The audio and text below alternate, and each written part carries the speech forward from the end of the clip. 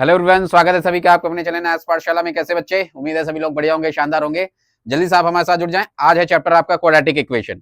जैसा कि आप सबको पता है, स्पेशल ओडी एग्जाम बैचेस चल रहे हैं इस समय। सारे ऑन डिमांड एग्जाम को टारगेट करके पढ़ाए जा रहे हैं, वन शॉट में सारे वीडियो बन रहे हैं।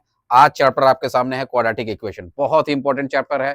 ठीक है, इससे भी आपको 5 से 6 नंबर के क्वेश्चन देखने को मिलेंगे, तो बहुत ईजी है। एक एक कॉन्सेप्ट आपको पढ़ाया जाएगा, ध्यान से सब लोग देखिएगा, पढ़िएगा।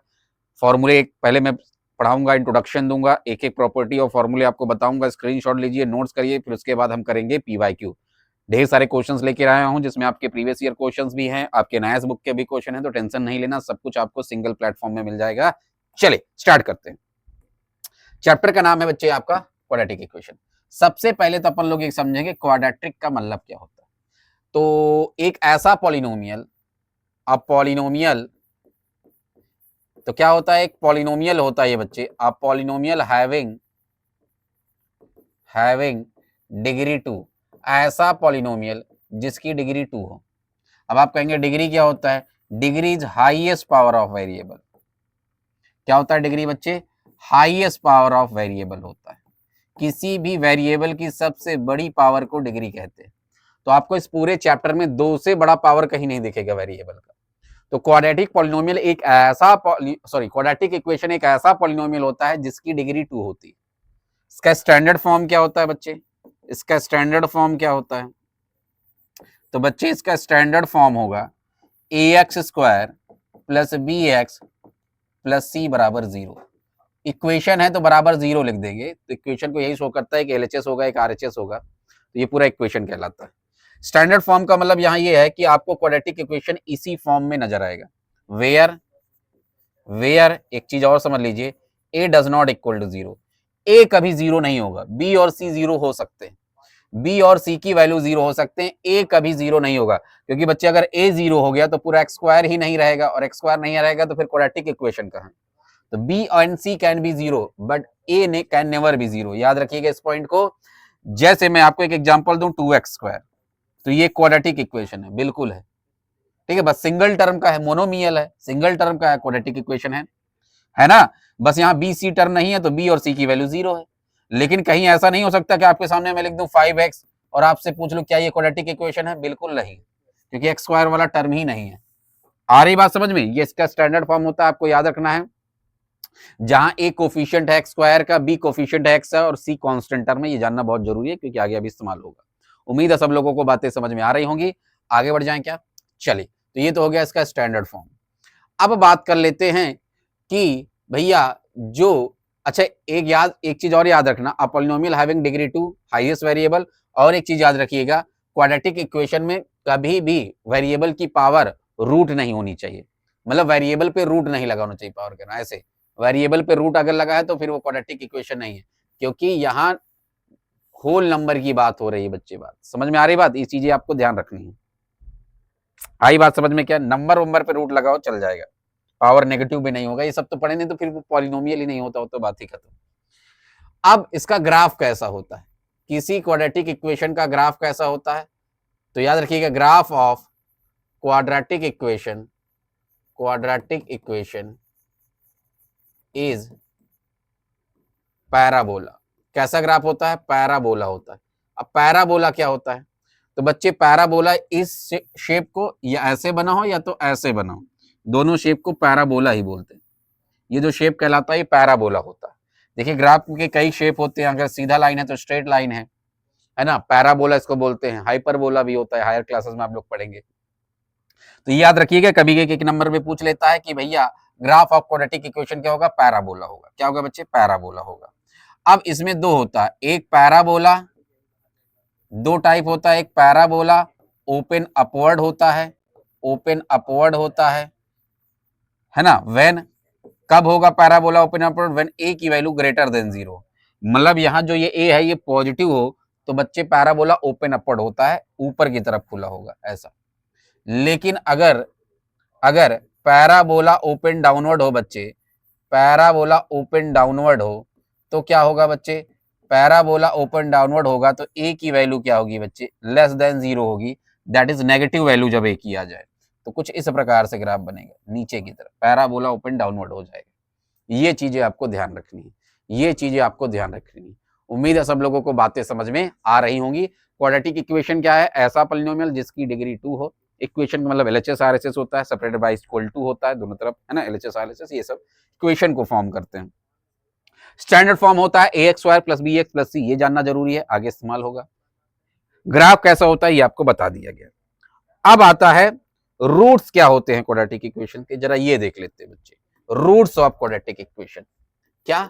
Roots, roots of quadratic equation. पहले तो ये याद रखिएगा, किसी भी क्वाड्रेटिक इक्वेशन के कितने रूट्स होते हैं? किसी क्वाड्रेटिक, हिंदी में मैं लिख दे रहा हूं, क्वाड्रेटिक इक्वेशन के 2 रूट्स होते हैं। कितने बच्चे? 2 रूट्स होते हैं, नोट किया जाए। जितनी डिग्री उतने रूट्स होते हैं, तो डिग्री 2 है तो 2 रूट्स होंगे, ये ध्यान रखना है। अब रूट्स क्या होते हैं? रूट्स वेरिएबल की वो वैल्यू होती है जो इक्वेशन को सेटिस्फाई कर दे, इक्वेशन को सेटिस्फाई कर दे। जैसे आपको याद हो पॉलिनोमियल आप लोग पढ़े थे, जीरोस, जीरोस वेरिएबल की वो वैल्यू होती है जो इक्वेशन को सेटिस्फाई कर दे। जैसे एक एग्जांपल लेता हूं मैं, फॉर एग्जांपल आपके सामने एक क्वाड्रेटिक इक्वेशन लिखो, 2x square plus 5x minus 6 बराबर 0, ये क्वाड्रेटिक इक्वेशन है। चलिए बहुत शानदार। अब मैं x की यहां वैसे तो कोई भी वैल्यू रखूं, 1 रख दूं, 2 रख दूं, माइनस में रख दूं, कुछ भी रखूं, लेकिन एक ऐसा कंडीशन होगा जब x की एक ऐसी वैल्यू बच्चे मैं रखूंगा जिसके लिए LHS इक्वल टू RHS हो जाए, मतलब ये पूरा इक्वेशन 0 हो जाए, वही उसका रूट कहलाएगा। अब हो सकता है वो 1 वैल्यू हो, 1/2 हो, 2 हो, कुछ भी हो। तो रूट्स क्या होते हैं? रूट्स x की वैल्यू, x यहां मैं कह रहा हूं जो वेरिएबल होगा, जरूरी थोड़ी ना x में है यहां, ये y फॉर्म में भी तो लिखा हो सकता है इक्वेशन, बिल्कुल लिखा हो सकता है, इसलिए मैं वहां लिखा हूं वेरिएबल। तो वेरिएबल की वो वैल्यू जिसको अगर हम इक्वेशन में पुट कर दे तो उसको सेटिस्फाई कर दे, मतलब LHS इक्वल टू RHS आ जाए। सेटिस्फाई कर दे मतलब LHS इक्वल टू RHS हो जाए, उसी को कहा जाता है रूट्स ऑफ द इक्वेशन। कितने रूट्स होंगे क्वाड्रेटिक इक्वेशन के बच्चे? 2 होंगे। अब पहला टॉपिक यही होता है कि आप किसी क्वाड्रेटिक इक्वेशन के रूट्स कैसे पता कर सकते हैं। पहला तो टॉपिक यही है, कैसे रूट्स पता किए जाते हैं, जरा देख लेते हैं। Finding roots of a quadratic equation, finding roots of a quadratic equation. किसी क्वाड्रेटिक इक्वेशन के रूट्स कैसे पता कर सकते हैं बच्चे? तो किसी भी क्वाड्रेटिक इक्वेशन के रूट्स पता करने के कितने तरीके हैं आपके पास? 2 तरीके। कितने तरीके हैं बच्चे? 2। एक है फैक्टराइजेशन, और फैक्टराइजेशन में हम पढ़ेंगे splitting middle term method, splitting the middle term method, middle term method. इसी में हम डाल देंगे फैक्टराइजेशन मेथड को भी, इसी में डाल देंगे फैक्टराइजेशन मेथड को। दूसरा है क्वाड्रेटिक फॉर्मूला। क्या है बच्चे? Quadratic formula. ये 2 मेथड से हम निकाल सकते हैं। एक होता है फैक्टराइजेशन मेथड, डबल टर्म क्या आता है तो उसमें फैक्टराइजेशन मेथड आता है, लगभग वही है स्प्लिटिंग मिडिल टर्म। अभी के लिए आप ये देखिए, मेरे हिसाब से द बेस्ट ये है। देखते हैं, दोनों से मैं 2-2 4-4 क्वेश्चन कराऊंगा, आप समझ जाएंगे। हो सकता है हमारे अपन के पास क्वेश्चन भी हो। ये है जैसे पहला क्वेश्चन पूछा, which of the following equation are quadratic equation, इसमें से कौन कौन सा क्वाड्रेटिक इक्वेशन है? ये है, बिल्कुल है भाई। इसको इधर मैं भेज दूंगा तो 3x स्क्वायर माइनस 5 होगा, तो बिल्कुल है। सबसे बड़ी पावर 2 है और x स्क्वायर है, तो मतलब क्वाड्रेटिक है, पावर 2 है, ठीक है। ये भी क्वाड्रेटिक इक्वेशन है। ये नहीं है बच्चे, क्योंकि यहाँ क्यूब आ गया है। अच्छा, देख कर ही नहीं बताइएगा, आप थोड़ा सॉल्व कर लीजिएगा तो ज्यादा बेटर समझ में। कभी कभी क्या होता है, एक्स क्यूब सॉल्व हो जाता है, कट जाता है, हट जाता है, तो आप चेक कर लेंगे। खैर ये सॉल्व होगा नहीं, तो एक्स क्यूब है तो मतलब ये क्यूबिक पॉलिनोमियल है, तो क्वाड्रेटिक है ही नहीं। इसमें भी देख लेते हैं, आप देख करके, बार बार कह रहा हूं, देख कर जज नहीं करेंगे। जैसे एक्स इससे मल्टीप्लाई होगा तो एक्स स्क्वायर आएगा, तो थोड़ा इसको सिंप्लीफाई कर लेंगे। इसको सॉल्व करूंगा तो मैं एक्स स्क्वायर आएगा, खैर होगा ये, लेकिन आप एक बार सॉल्व कर लीजिए। एक्स इससे मल्टीप्लाई होगा एक्स स्क्वायर, एक इस बार इससे होगा 3x, 1 इससे होगा x, 1 इससे होगा 3 इक्वल टू 2x प्लस 1, तो होगा, हाँ एक्स स्क्वायर तो आएगा ही, बाकी उससे कोई बड़ा पावर नहीं, बाकी तो बचेगा ही।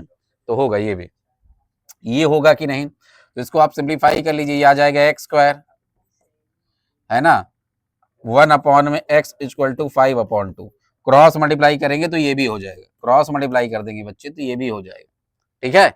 ये देखिए x पे रूट लगा है तो ये बिल्कुल नहीं, रूट x लिखा हुआ है, समझ में आ रही बात, ये पॉलिनोमियल ही नहीं है, ठीक है, समझ में आ रही बात, आगे बढ़े। चलिए अगला क्वेश्चन कह रहा है which of the following quadratic equation are in standard form, इसमें से कौन सा स्टैंडर्ड फॉर्म में है। स्टैंडर्ड फॉर्म का मतलब होता है A X square plus B X plus C बराबर 0, ये फॉर्म, मतलब सब कुछ इधर होना चाहिए, इक्वल टू उधर केवल 0 होना चाहिए, सब कुछ इधर, और बड़ा पावर पहले लिखा होना चाहिए, बाद में छोटा पावर, लास्ट में कांस्टेंट नंबर, इसी को स्टैंडर्ड फॉर्म कहते हैं। तो स्टैंडर्ड फॉर्म में चेक करने के लिए पहले तो आपको देखना चाहिए सब कुछ इधर होना चाहिए एलएचएस में, उधर केवल 0 होना चाहिए इक्वल टू के। दूसरा आपको चेक करना है कि सब इंक्रीजिंग, मतलब बड़ा पावर फिर छोटा, लास्ट में कांस्टेंट नंबर, इस तरह लिखा होना चाहिए। तो ये तो बिल्कुल नहीं है स्टैंडर्ड फॉर्म में, क्योंकि देखिए सबसे बड़ा पावर लास्ट में लिखा है तो पहले लिखना पड़ेगा इसको, ये है बिल्कुल स्टैंडर्ड फॉर्म में। फिर ये भी नहीं है ये, क्योंकि इसमें इक्वल टू के उधर लिखा है, इधर लिखा होना चाहिए, ये भी स्टैंडर्ड फॉर्म में नहीं है, तो केवल सेकेंड है स्टैंडर्ड फॉर्म में। आई बात समझ में, क्या क्लियर है क्या, आगे बढ़ जाएं, आगे बढ़ जाएं।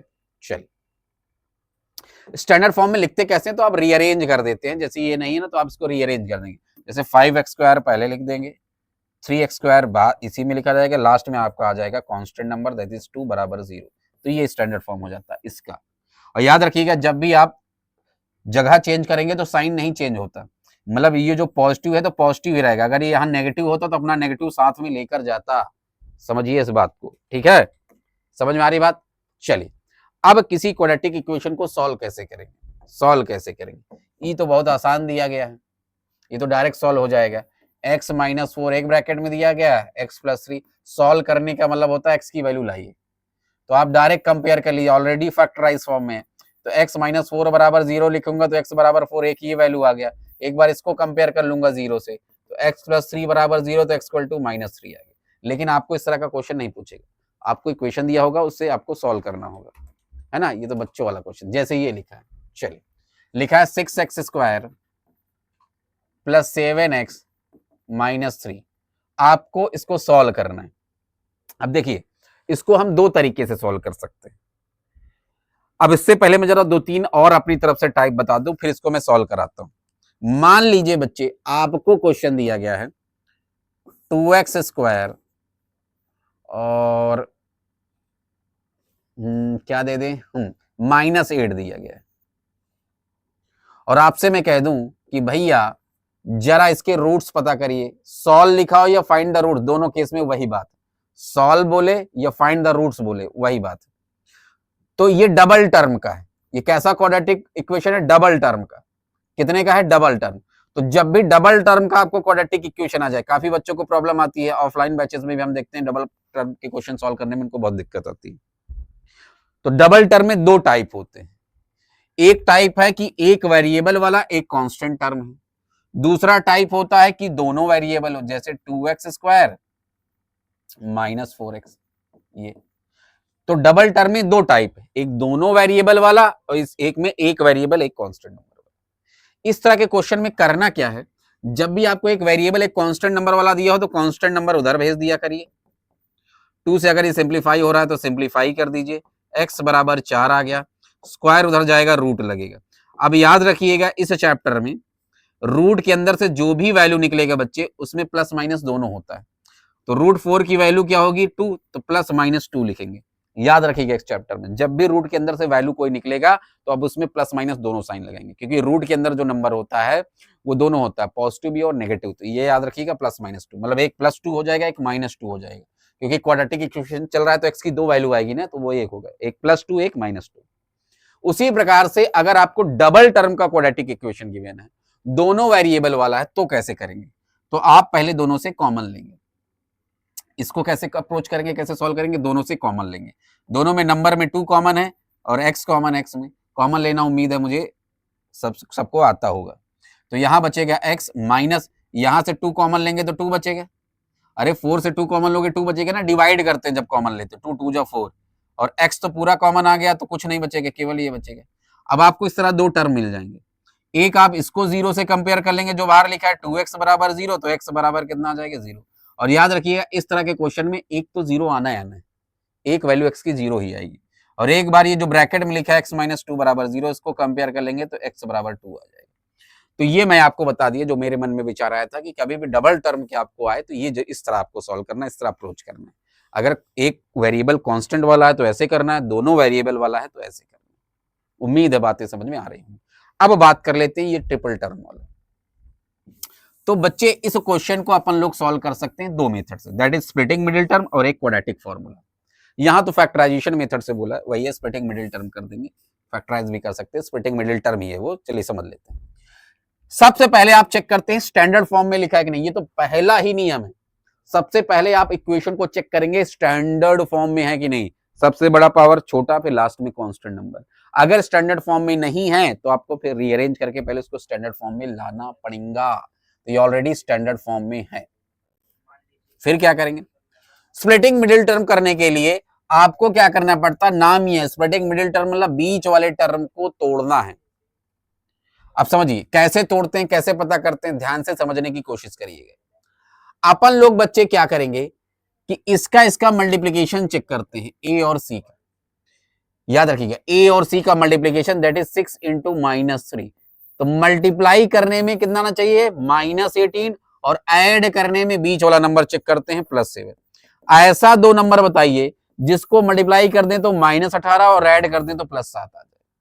फिर रिपीट कर रहा हूं, मल्टीप्लाई करने में इनका मल्टीप्लाई ए और सी का, और ऐड करने में बीच वाला नंबर दैट इज बी। तो 6 3 18 -18, तो मल्टीप्लाई करने में -18, ऐड करने में +7 आना चाहिए। ऐसा दो नंबर बताइए। ये बहुत आसान, आप कहेंगे सर 9 और -2। तो जो नंबर आप ढूंढेंगे 9 और -2, पहला टर्म और लास्ट वाला टर्म एज इट इज लिखा होता है। पहला last term as it is लिखा होगा। जो दो नंबर आपने फाइंड किया, जैसे मैंने यहां फाइंड किया, क्या क्या नंबर,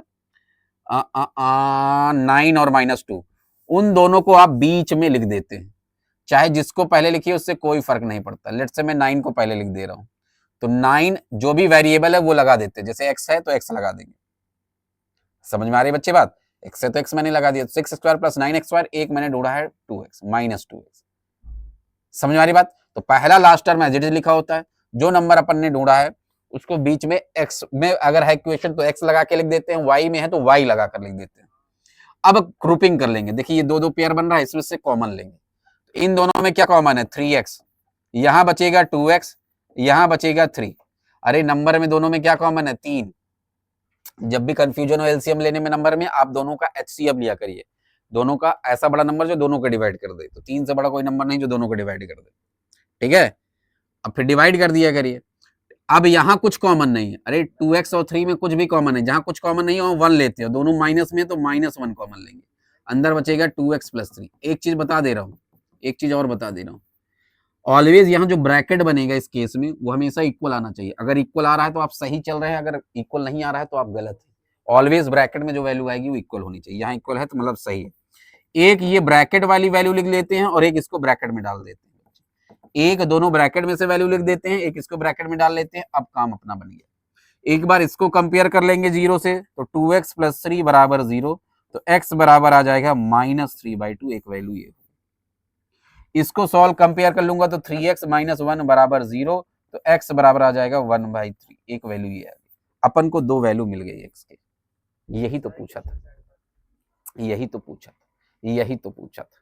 चलिए चलिए, शानदार बच्चे शानदार। अब देखिए ये था स्प्लिटिंग मिडिल टर्म या फैक्टराइजेशन, वही है ना, स्प्लिटिंग मिडिल टर्म में फैक्टराइज ही तो हमने किया बच्चे, तोड़ा ही तो, छोटे पावर में तोड़ के कॉमन ले लिया। अब आता है इसमें एक मेथड और, इसमें मैं बता दे रहा हूं। खैर इसमें तो यही करना था, लेकिन मैं इसी में बता देता हूं ताकि आपको अभी से पता चल जाए। अगर इसको हमें क्वाड्रेटिक फॉर्मूला मेथड से करना हो, क्योंकि अगर वहां नहीं लिखा है कि इस मेथड से करना है, तो आप चाहे जिससे करिए, तो वो सस्ता मेथड है। उसमें ज्यादा इस तरह सोचना नहीं पड़ता कि ये नंबर मल्टीप्लाई में ये ऐसे, उसमें आप डायरेक्ट वैल्यू रखिए आंसर आ जाता है।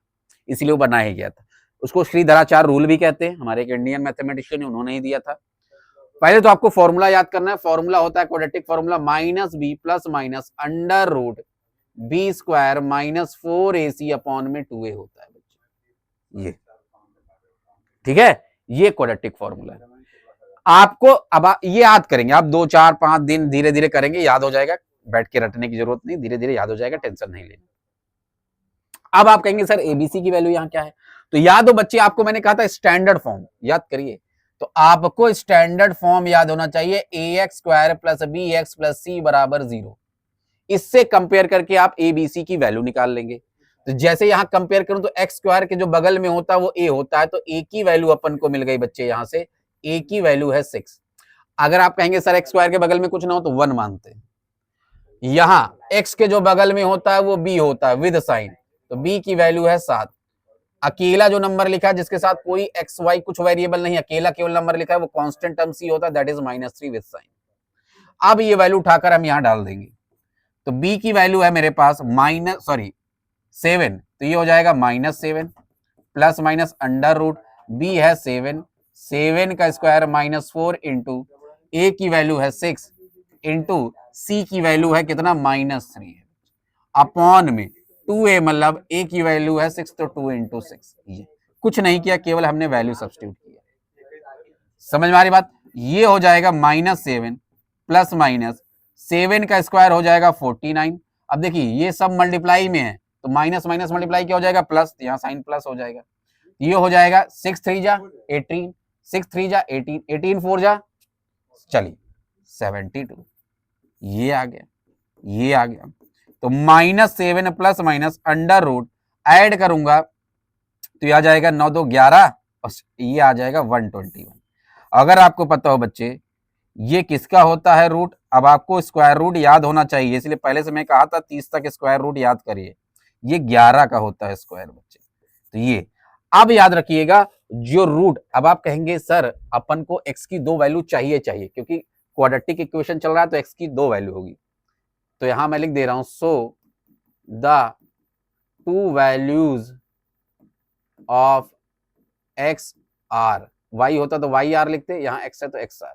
अब देखिए एक x की वैल्यू होगी बच्चे, एक बार जो रूट के अंदर से वैल्यू निकलता है एक बार बाहर वाले के साथ प्लस में लेते हैं और एक बार रूट वाले को माइनस में लेते हैं। ये याद रखना क्योंकि बच्चे कंफ्यूज हो जाते हैं, इसको वैल्यू चेंज कर देते हैं साइन, नहीं, ये जो रूट के अंदर से निकला है एक बार प्लस में लेंगे इसके साथ, एक बार माइनस में। तो एक बार मैं प्लस में ले रहा हूं तो -7 प्लस 11 अपॉन में 12, सॉल्व कर लेते हैं कितना आ जाएगा 4 अपॉन में 12 दैट इज 1/3। और एक बार इसको ले लेंगे बच्चे माइनस में ले लेंगे तो ये आ जाएगा -18 अपॉन में 12 दैट इज कितना आ जाएगा 6 2 12 6 3 18 -3/2। ये तो देखिए मेथड चाहे जो हो, मेथड चाहे जो हो आंसर वही आने वाला, 1/3 -3/2 वही आ रहा है आंसर, है ना। ये आसान मेथड, थोड़ा सा आपको प्रैक्टिस करना पड़ेगा। इसकी खासियत यह है कि आप वैल्यू रख देंगे डायरेक्ट आ जाता है, ज्यादा तामझाम नहीं करना पड़ता, समझ में आ रही बात?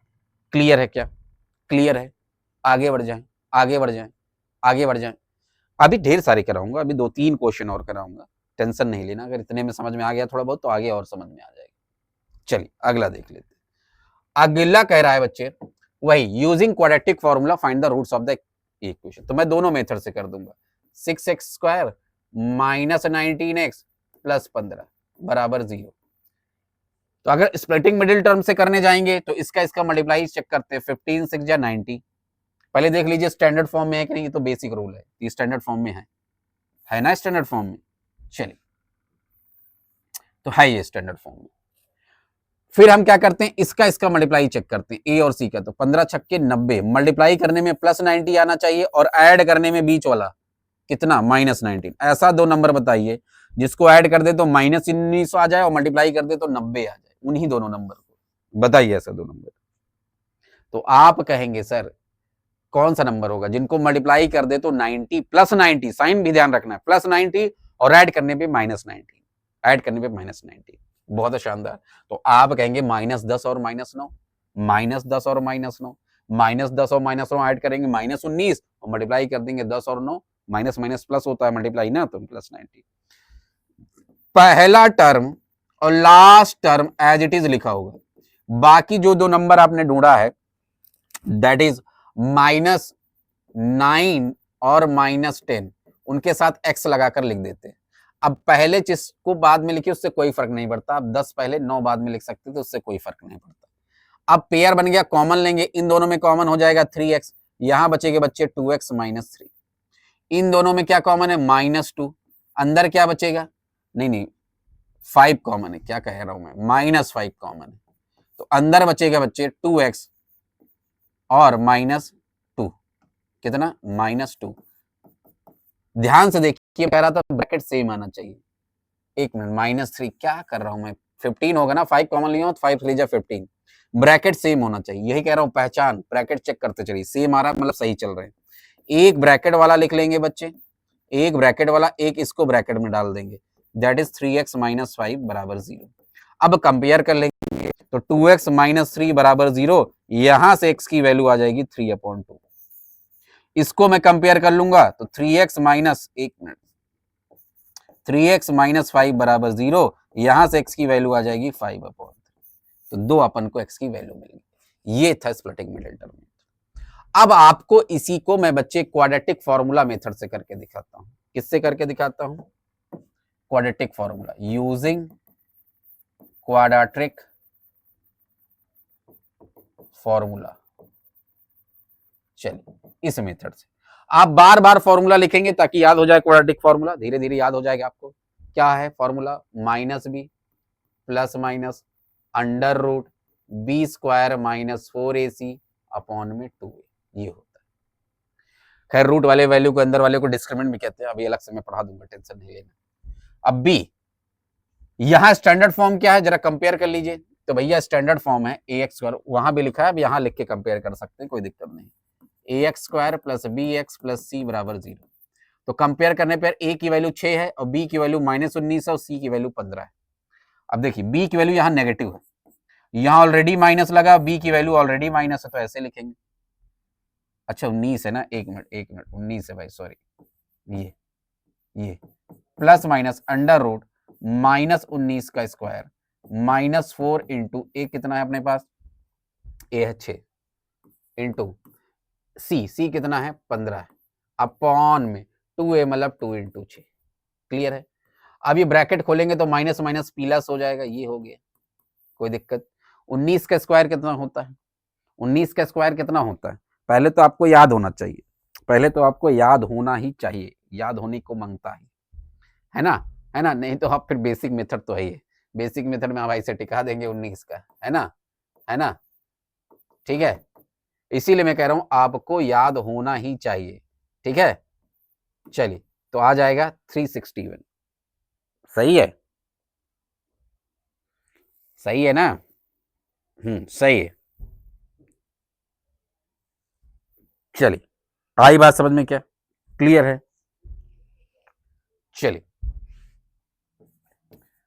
अब ये माइनस एक बार देख लेते हैं, सब सही चल रहा है ना, ये क्या हो जाएगा, माइनस आएगा, कैसे, 15, ये 15 6 जा 90 और 9 चौक 36, 90 मतलब 360 आ गया, अपॉन में 12, ये उम्मीद है इतनी बातें सबको समझ में आ रही होंगी। अब आगे सॉल्व कर लेते हैं।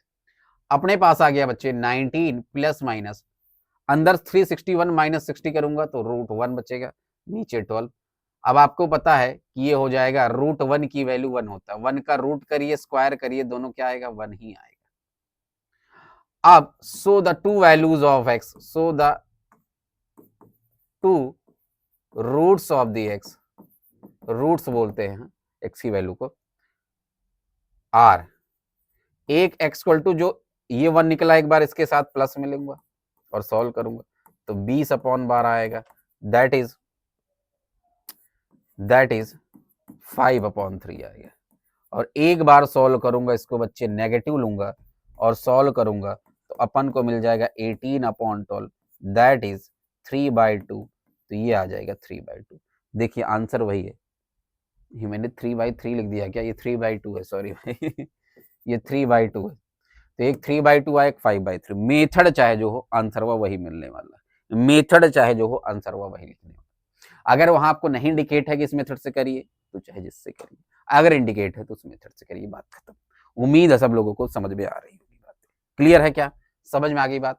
और ये ऐसे कॉन्सेप्ट है बच्चे, जैसे क्वाड्रेटिक फॉर्मूला है, जरूरी नहीं इसी चैप्टर में लगे, ये आगे के भी चैप्टर में अप्लाई होते हैं, जहां भी क्वाड्रेटिक इक्वेशन बन रहा होगा वहां सॉल्व करने के लिए आपको ये लगाना ही पड़ेगा, यही मेथड और कोई मेथड नहीं, ठीक है।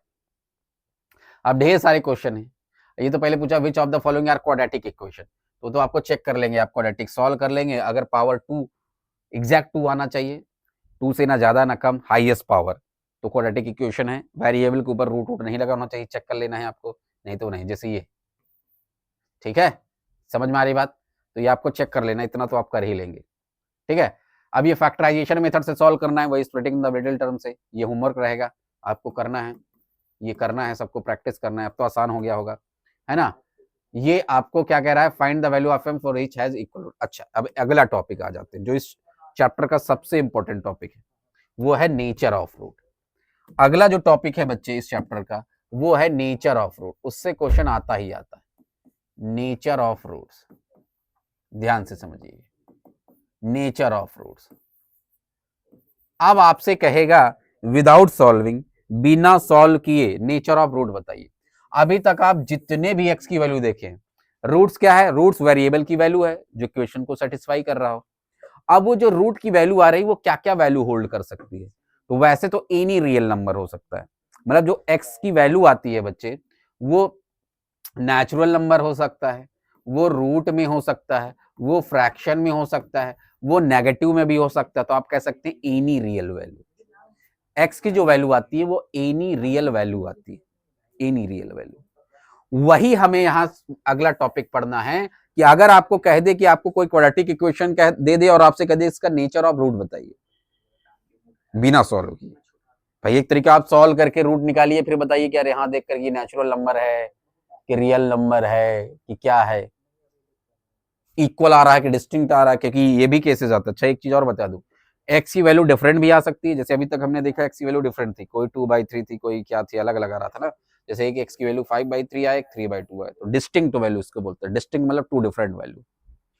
अब आप कहेंगे सर इक्वल भी आ सकता है, बिल्कुल भाई, कई केसेस ऐसे आएंगे कि एक्स की वैल्यू सेम हो। मान लो एक 2 आ रहा है एक्स, दूसरा भी 2 आ रहा है एक्स, एक -1 आ रहा है, दूसरा एक्स भी -1 आ रहा है, तो ऐसे इक्वल भी वैल्यू हो सकते हैं। उसको कहते हैं 2 रियल इक्वल रूट्स बोलते हैं। और जहां डिफरेंट वैल्यू आए एक्स की, उसको बोलते हैं 2 रियल डिस्टिंक्ट रूट। याद रखिएगा इसको। तो वही टॉपिक हम लोग पढ़ने वाले बच्चे, नेचर ऑफ रूट। तो नेचर ऑफ रूट कैसे पता करेंगे? देखिए, व्हेन बी स्क्वायर -4ac की वैल्यू ग्रेटर देन 0। अब बी स्क्वायर -4ac, थोड़ा मैं बता दे रहा हूं, बी स्क्वायर -4ac को डिस्क्रिमिनेंट, डी से डिनोट करते हैं, और भैया इसको डिस्क्रिमिनेंट भी बोला जाता है। क्या बोला जाता है? डिस्क्रिमिनेंट। इस नाम से भी ये मशहूर है। और अभी आप देखे होंगे क्वाड्रेटिक फार्मूला में ये रूट के अंदर ही वैल्यू बैठा रहता है ना, तो क्वाड्रेटिक फार्मूला को आप ऐसे भी लिख सकते हैं, √d/2a। अरे फॉर्मूले में यहाँ बी स्क्वायर -4ac था, उसकी जगह डी भी लिख सकते हैं, तो कंफ्यूजन है ना, वही है, डी की वैल्यू ये होती है जिसको डिस्क्रिमिनेंट कहते हैं। तो अगर बी स्क्वायर -4ac, या ऐसे कह सकते हैं डी की वैल्यू, डिस्क्रिमिनेंट की वैल्यू 0 से बड़ा आ रहा है, 0 से बड़ा मतलब पॉजिटिव, इसको सॉल्व करने में मतलब पॉजिटिव वैल्यू आ रहा है, तो क्या होगा? तो नेचर ऑफ रूट होगा बच्चे। यहां मैं लिखे दे रहा हूं मार्क करके, नेचर ऑफ रूट्स। तो याद रखिएगा, नेचर ऑफ रूट होगा 2 रियल डिस्टिंक्ट रूट होगा। 2 रूट्स आएंगे, दोनों रियल होंगे, रियल वैल्यू होगा, और डिस्टिंक्ट रूट होगा मतलब अलग अलग होगा। मान लो 2 आ रहा है तो दूसरा 3 आएगा, एक 2 है तो एक -2 आएगा, दोनों वैल्यू अलग अलग होंगी। अगर व्हेन बी स्क्वायर -4ac बराबर 0 आ गया, सब ज्यादा यही केस पूछा जाता है, सेकंड वाला। अगर आपने बी स्क्वायर -4ac को सॉल्व किया, उसकी वैल्यू 0 आ गया सॉल्व करके, तो आपको नेचर ऑफ रूट मिलेगा 2 रियल, दोनों रियल ही होंगे लेकिन इक्वल रूट्स होंगे।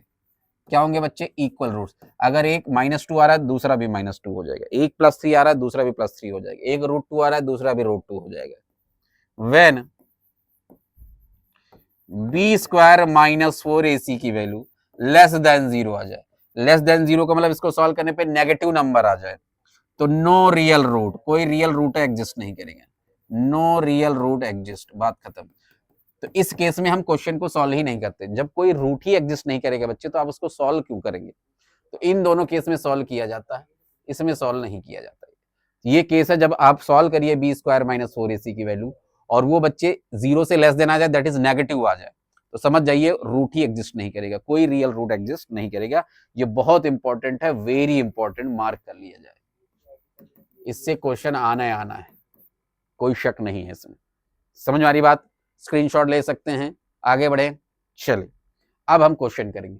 अगला क्वेश्चन वही पूछा, इसमें क्वेश्चन का जो टाइप बनता है बच्चे, एक तो डायरेक्ट नेचर ऑफ रूट पूछ सकता है, आपको इक्वेशन दिया होगा, आपसे पूछ सकता है बताइए नेचर ऑफ रूट, तो ऐसे आप चेक करेंगे बी स्क्वायर माइनस 4ac की वैल्यू, और फिर देख लेंगे क्या है।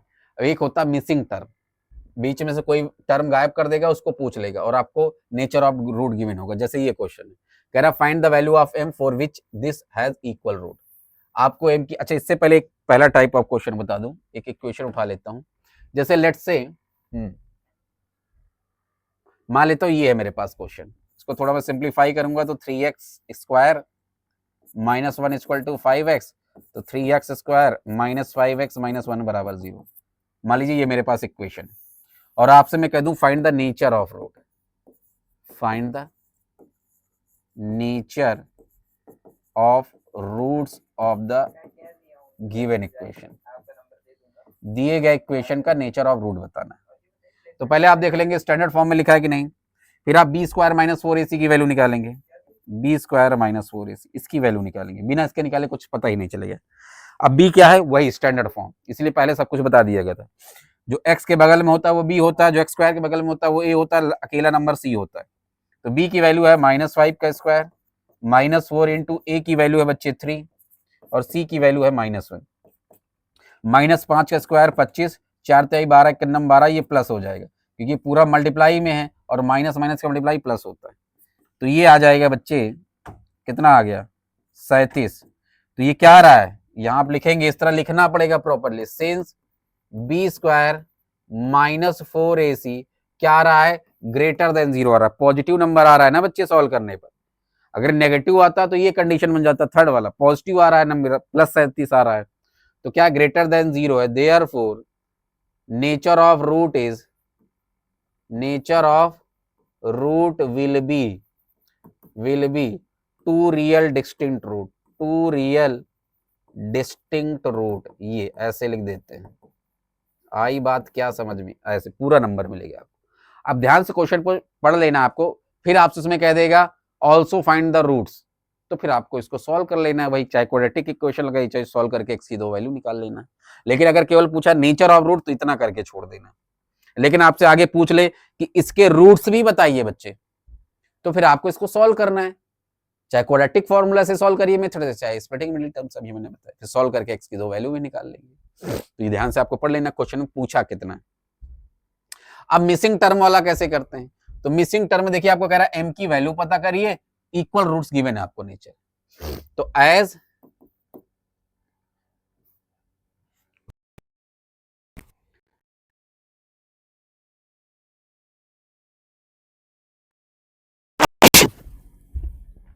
सॉरी भाई, देखते हैं फॉर इक्वल रूट्स, आपको already nature of root given है, फॉर इक्वल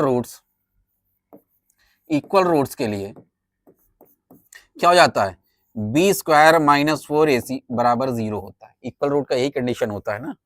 अब यहां से कंपेयर कर लेते हैं, तो ऑन कंपेयरिंग b की वैल्यू कितना है -3, तो -3 का स्क्वायर -4 इंटू a की वैल्यू कितना है 5 है, इंटू c की वैल्यू है m बराबर 0। ठीक है, अब इसको सॉल्व करें तो ये हो जाएगा 9 और ये हो जाएगा 20m इक्वल टू 0। आई बात समझ में?